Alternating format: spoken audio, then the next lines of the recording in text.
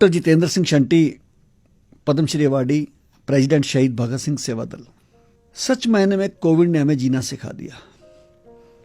हम जो हवा में उड़ते थे कि हमें कोई मार नहीं सकता, हम बहुत पैसे वाले हैं, बहुत रिसोर्सेज वाले हैं, सबको उनकी औकात दिखा दी। वक्त फिल्म का एक गीत का मुझे अंतरा याद आता है, आदमी को चाहिए वक्त से डर के रहे, कौन जाने किस घड़ी वक्त का बदले मिजाज। और ऐसा मिजाज बदला कि करोड़पति भी घर बैठ गए और साइकिल वाले भी घर बैठ गए। एक सन्नाटा हो गया और हमें विश्वास करना पड़ा उन बातों पे जो हमारे ग्रंथों में लिखा था। हम अक्सर पढ़ते थे, जगत में झूठी देखी प्रीत, अपने सुख स्यों ही सब लागे, क्या दारा क्या मीत। श्री गुरु ग्रंथ साहब में लिखा था, सुख में आन बहुत मिल बैठत, रहत चहो दिस घेरे, विपत परी सभी संग छाड़त, को न आवत नेरे। हम क्या देख रहे हैं कि लाश पड़ी है बाप की सामने और बच्चा कहता है कि मेरी तबीयत ठीक नहीं है, मैं नहीं उठाऊंगा। पूरे परिवार ने ना कर दी।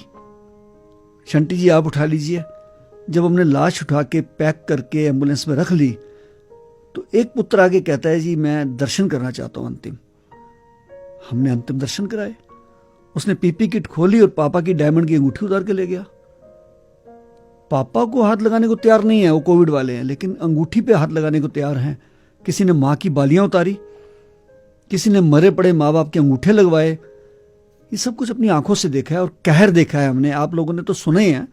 मैं तो शमशान घाट के अंदर था एक महीने से ऊपर, 22 दिन में एम्बुलेंस में ही सोया, क्योंकि मेरे परिवार वाले दोबारा पॉजिटिव हो गए थे।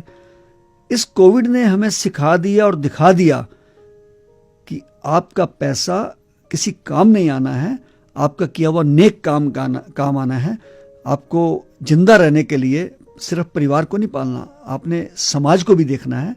और ये निश्चित है कि समाज ने काम किया जहां प्रशासन फेल हो गए। मैं घर पे कभी पानी की बाल्टी नहीं उठाता जी, और मैं शमशान घाट में 80-80 किलो लकड़ी उठा के और दिन में 100 बार रख रहा हूं। और ईश्वर ने इतनी शक्ति दी कि जिस शमशान घाट में 3 डेड बॉडी आती थी वहां 150 की एवरेज हो गई। 150 तो हम घर से लाते थे, 30-40 घर से लोगों के घर में। कोई अमेरिका से फोन आ रहा है, ये हमारे भाई की बॉडी 3 दिन से पड़ी है, कोई पिताजी की बॉडी पड़ी है।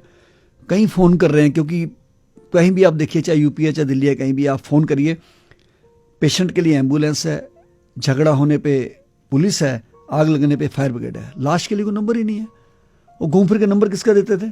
जितेंद्र सिंह शंटी का या शहीद भगत सिंह सेवा दल का। हम किसी को मना नहीं करते थे। मैंने अपने हाथों से 4,2500 डेड बॉडी क्रिमेट की है। 4 रिचुअल जो हिंदुस्तान के हमारे रीति के थे वो सब खत्म हो गए जी। कंधा देना, मुखाग्नि देना, अस्थियां चुनना और उसके बाद क्रिया करना, सब भूल गए जी। शमशान तक आते थे, लाश को बाहर रख के चले जाते थे। आज अगर मुझे राष्ट्रपति जी ने पद्मश्री का अवार्ड दिया है, यह अवार्ड कम है, जिम्मेदारी ज्यादा है। क्योंकि वो अवार्ड शंटी को नहीं मिला, वो अवार्ड मेरे ड्राइवर्स को मिला जो शहीद भगत सिंह सेवा दल के लिए मेहनत करते हैं। वो शमशान घाट पे काम करने वाले कर्मी, मेरी फैमिली, मेरी मिसेज, मेरे बच्चे, जिन्होंने मुझे अपार सहयोग दिया। और ईश्वरीय शक्ति के साथ साथ उन लोगों की शक्ति जिन्होंने मुझे दिन रात प्रदान की। कोई मुझे लंदन से फ़ोन कर रहा था, कोई अमेरिका से, कोई दिल्ली से, यहाँ तक कि मुझे सऊदी अरब से महिलाएं फ़ोन कर रही हैं कि शंटी जी आपके लिए हमने आज मस्जिद में दुआ करी है। कोई कह रहा हमने मंदिर में दुआ करी है, कोई कह रहा गुरुद्वारे में अरदास करी है। तो ये वो शक्तियाँ बहुत काम आई। इवन दिन मैं शमशान घाट में काम कर रहा था, मुझे उपराष्ट्रपति जी का फ़ोन आया, वेंकैया नायडू जी का, कि शंटी जी हम आपको टीवी पे देख रहे हैं, सारा देश आपके साथ खड़ा है, आप डट के सेवा करिए। उससे हमारे अंदर और शक्ति आ गई। अक्षय कुमार जी ने मुझे फ़ोन किया, शंटी जी मैं ਤੁਹਾਡੀ की सेवा कर सकना वा, और उन्होंने 2 हमें एडवांस एम्बुलेंस भेज दी। टेक महिंद्रा के मालिक आनंद महिंद्रा जी का फ़ोन आया, एक एम्बुलेंस उन्होंने भेज दी। ये बोला ये चीज़ें ईश्वरीय शक्ति से हुई हैं। ये जो हुआ है शंटी ने नहीं किया है। और मैंने तो जो कहर देखा है आपने सुना भी नहीं होगा, मतलब क्योंकि कई चीज़ें सेंसर्ड होती हैं। दुनिया का ज़िंदगी में मैंने अपने लाइफ में अगर कोई सबसे बड़ा कहर देखा है कि इस पैंडमिक में देखा है। मैं चश्मा लगा के रखता था बहुत बड़ा सा, क्योंकि ताकि आंखों में धूल ना जाए, धुआं ना जाए। पीपी किट, जुराबें, हाथों पर दस्ताने, लेकिन कुछ चीज़ों ने हिला के रख दिया जी। एक बच्ची मुझे कहती है, अंकल मेरे पापा की डेथ हो गई है, कहीं जगह नहीं मिल रही संस्कार के लिए। मैंने कहा बेटा मैं गाड़ी भेज देता हूँ। और थोड़ी देर बाद वो बच्ची आके मेरे सामने बैठ जाती है, पीपी किट पहनी हुई है, मैंने पहचाना नहीं। मैं कह रही अंकल मैंने फ़ोन किया था। मैं कहा बेटा बताओ, आप एम्बुलेंस ले जाओ हमारी। कहती नहीं अंकल मैं पापा की लाश अपनी कार में ले आई हूँ। मैंने कहा आप कार में क्यों लाए बेटा? कहती अंकल रात 12 बजे से मैं कार में पापा को लेकर 13 हॉस्पिटल्स में गई हूँ, किसी हॉस्पिटल में जगह नहीं मिली। और सुबह 5 बजे पापा ने ऑक्सीजन खत्म होने पे कार में दम तोड़ दिया। अब सुबह से मैं कार में लेके पापा को, ये लाश को घूम रही हूँ, किसी शमशान घाट पे जगह नहीं है। अंकल प्लीज प्लीज मेरे पापा का दाह संस्कार करा दीजिए। सॉरी।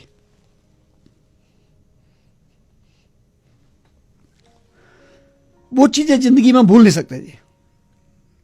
किस प्रकार एक मां 75 साल की मेरे पास बैठती है आके, और मैं कहता हूं मां मुझे लगता है आपको मैंने पहले भी देखा है कहीं। तो कहने लगी मैं 15 दिन पहले भी आई थी बेटा, मेरे हस्बैंड की डेथ हुई थी, आज मैं दोबारा विधवा हो गई हूं। मैंने कहा माँ जी आप कैसी बात कर रहे हैं? कहने लगी बेटा मेरे 15 दिन पहले पति की डेथ हुई थी, 31 साल का जवान बेटा था। मैंने कहा ये मेरा पति भी और बेटा भी मुझे पालेगा। आज वो भी चला गया। मैं समझता हूं कि हमें बहुत बड़ी नसीहत लेनी चाहिए इस चीज से। मैंने तो अपने जीवन में प्रण कर लिया जी कि अपना पूरा जीवन मैं सेवा में लगाऊंगा। जान चली जाए, जाती चली जाए, सबकी गई है, हमारी भी जा सकती है। सब घरों में बैठे तो मरे हैं, लेकिन काम नहीं छोड़ूंगा, सेवा नहीं छोड़ूंगा। आज मेरे पास 30 डेड बॉडी वाली गाड़ियां और एम्बुलेंसेज है। 24 घंटे मैं अपने सेवा में लगाता हूं। रात को भी फ़ोन उठाता हूं, किसी का भी काम हो मेरे पीछे नहीं हटता। लावारिस बॉडियां 4-5 रोज मिलती हैं पुलिस को, मुझे फ़ोन आता है, मैं उठाता हूं।